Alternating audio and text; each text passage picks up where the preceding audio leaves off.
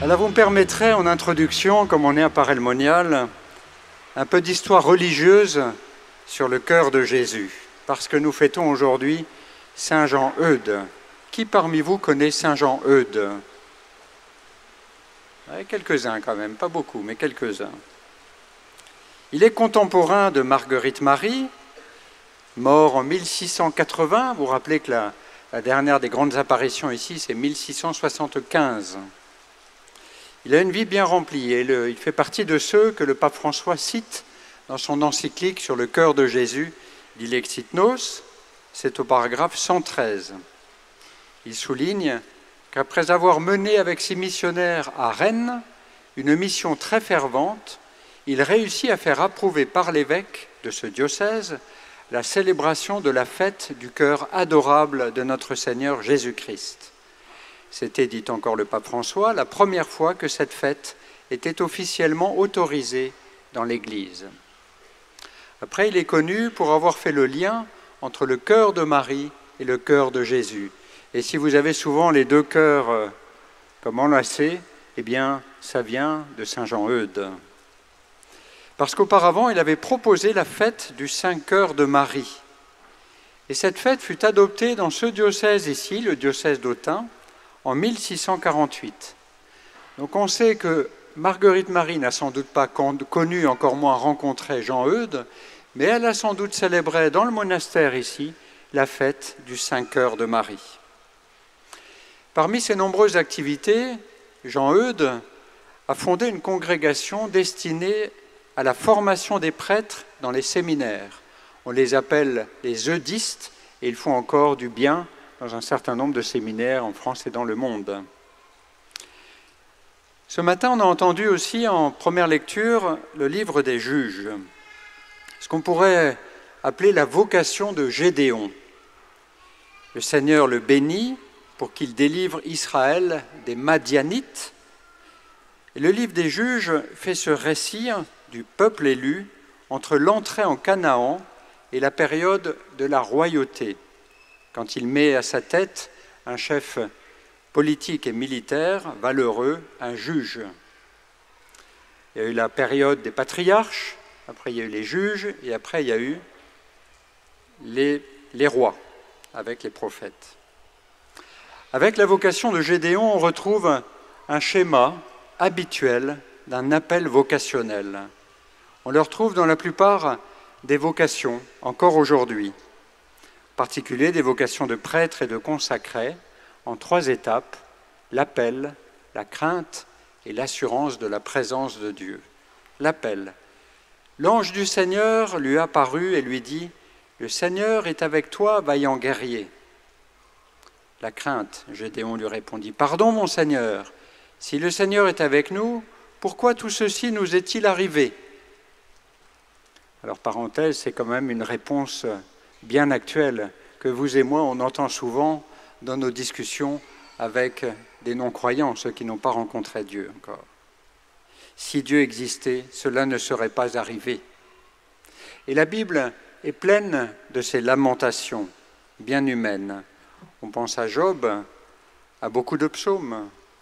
Alors une histoire vraie pour réfléchir. Un théologien avait perdu un fils. Sa femme lui a demandé « Où était Dieu quand notre fils est mort ?» Et il répondit « Il était exactement au même endroit que quand son propre fils est mort. Il était là, il le regardait et il pleurait toutes les larmes qu'il avait en réserve. » Si c'est une manière bien humaine de parler de Dieu, on voit toute la vérité de ces paroles. Alors ça nous invite aussi à réfléchir sur la manière de l'intervention de Dieu dans le monde. Il n'intervient pas toujours comme un protecteur. Où était-il quand je suis tombé des marches en entrant dans une salle paroissiale? Je me suis cassé les lunettes. Oui. Mais il est avant tout une force qui souffre avec nous et qui nous relève. Et j'ajouterais, il nous renvoie à notre propre responsabilité. Parce qu'il est intéressant de relever que Dieu ne répond pas à la question de Gédéon, mais qu'il lui précise son appel. Alors le Seigneur regarda Gédéon et lui dit, « Avec la force qui est en toi, va sauver Israël du pouvoir de Madian. N'est-ce pas moi qui t'envoie? Autrement dit, oui, le monde va mal, mais vas-y, prends ta part du combat pour que le monde aille mieux. » Cela provoque une seconde crainte chez Gédéon, sur le même modèle. « Pardon, mon Seigneur, comment sauverai-je Israël? Mon clan est le plus faible dans la tribu de Manassé, et moi je suis le plus petit dans la maison de mon père. » Vous avez vraiment ce schéma-là pour l'appel de tous les prophètes, si vous reprenez l'Ancien Testament. Alors Dieu finit par lui donner l'assurance de sa présence. « Je serai avec toi, et tu battras les Madianites comme s'il n'était qu'un seul homme. » Remarquez qu'on est passé, dans les paroles du Seigneur, de la force qui est en toi à « je serai avec toi ». Autrement dit, la force qui est en toi, c'est moi qui suis en toi. Gédéon, c'est un coriace. « Si j'ai trouvé grâce à tes yeux, donne-moi un signe, que c'est bien toi qui me parles. » Et le Seigneur consent à lui donner le signe du feu pour consommer la viande et les pains sans levain. Appel, crainte, assurance de sa présence. Ce sont donc les trois étapes habituelles d'une vocation consacrée ou sacerdotale. Et le Seigneur continue d'appeler dans nos familles. On m'a dit que cette session était celle où il y avait proportionnellement le plus d'enfants. Alors il y a donc proportionnellement le plus de vocations consacrées et sacerdotales. Parce que vous savez que les vocations, on en manque, on prie beaucoup pour les vocations, les saintes vocations, mais dans la famille du voisin. Alors quelques mots pour vous, parents. Le schéma habituel, appel, crainte, assurance de la présence. Pour vous, parents, il n'est pas tout à fait dans cet ordre-là. Il commence la plupart du temps par la crainte, parce que vous n'avez pas encore perçu l'appel à être parent de consacré. Je crois qu'il y a un vrai appel, une vraie vocation de parents, de pères et de mères, de consacrés, de pères et de mères de moines, de moniales, de religieux, de religieuses, de prêtres, de diacres, sans doute aussi de diacres permanents, mais souvent ils sont ordonnés un peu plus âgés, leurs parents sont déjà au ciel. Mais au ciel aussi, ils restent nos parents. Alors au début, c'est souvent la crainte et c'est souvent la souffrance pour les parents, parce que tous leurs plans s'effondrent. Ils pensaient que leur fils allait devenir président de la République. Ouais. Tous leurs plans s'effondrent.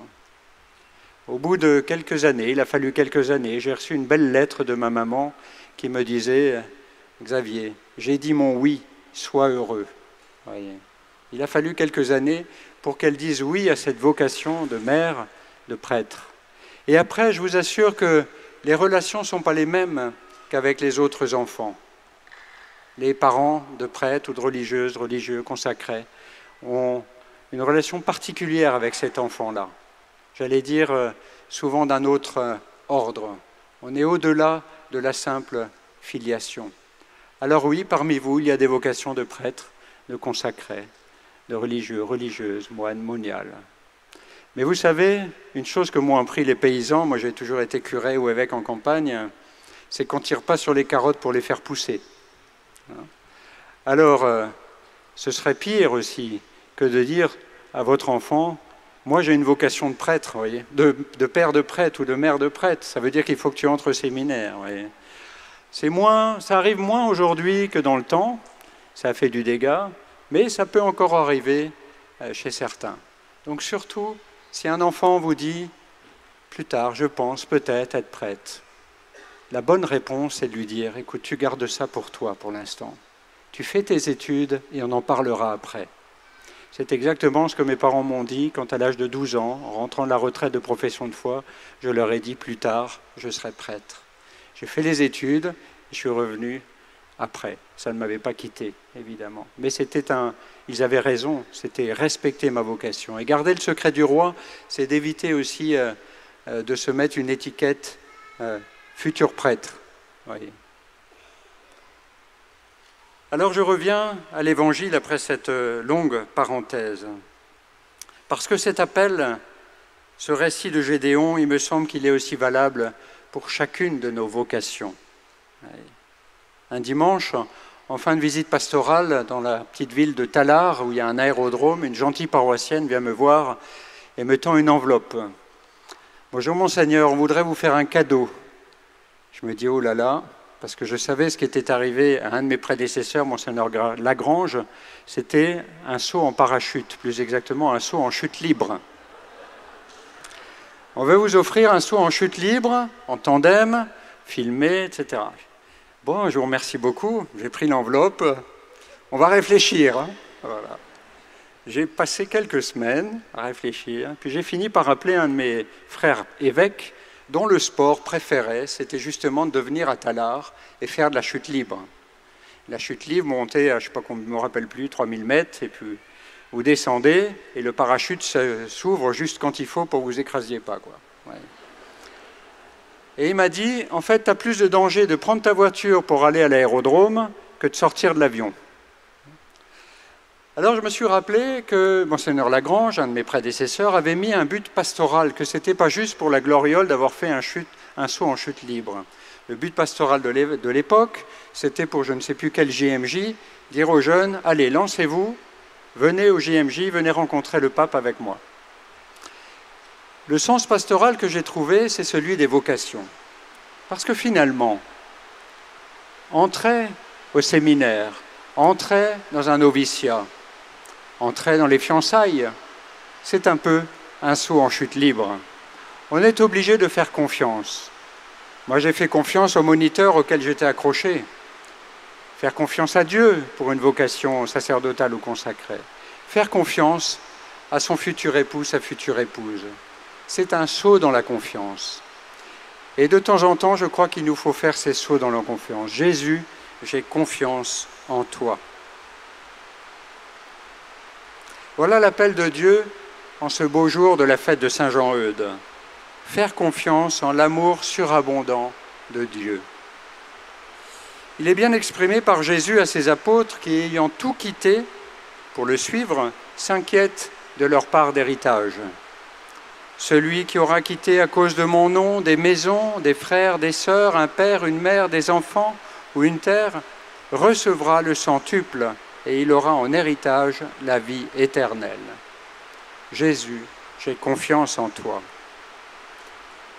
Alors, chers amis, je raccroche cela au thème de notre journée, le cœur enflammé de Jésus, moteur de l'amour fraternel.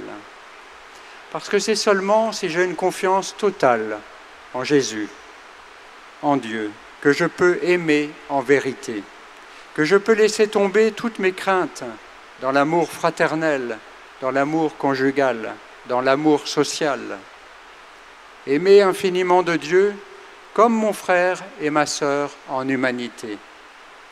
Fratelli tutti, quia omnes adeo infinite amantur. Tous frères, car tous aimés infiniment de Dieu. Amen.